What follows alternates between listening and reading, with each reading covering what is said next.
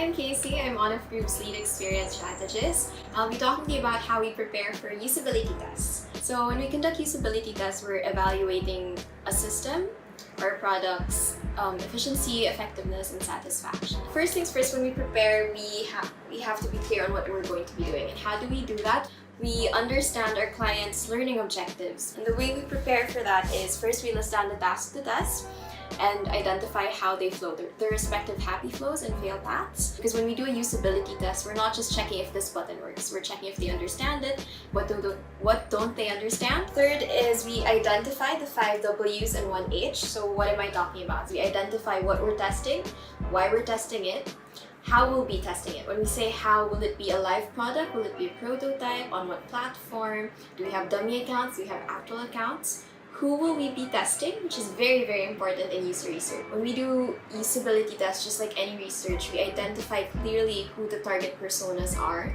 and we recruit people who fit that persona or our current customers that fit that persona, so that the insights we gather are very behavioral and based on actual customer feedback, not broad scopes of demographics. There are other things to consider when you're preparing for usability tests. Definitely one is the feasibility of the timelines. People want things tested immediately, but it may not be complete.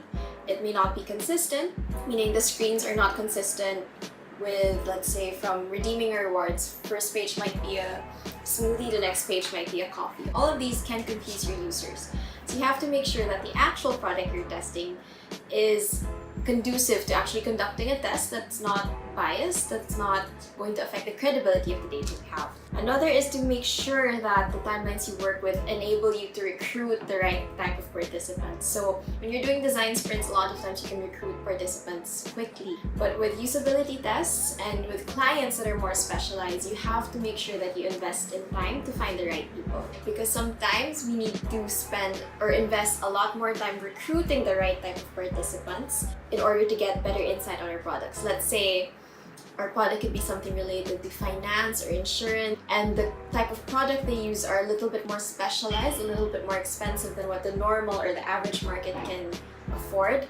Then we would definitely bring in resources to recruit people of that higher net worth. It's much better to invest in time to recruit the right type of participants than to do guerrilla tests or to recruit off the streets just to complete the tasks or just to complete your usability test schedules. Another factor to that is you want to make sure that as much as possible the insights you gather are from people with experience that help shape the product that will probably use the products.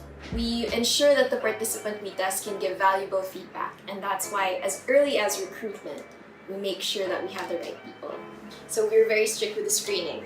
When we do usability tests, we try to have it outside of the client's office so that it's not intimidating, nor you don't oblige your participants to be positive or to be polite because they're in the same area as your client.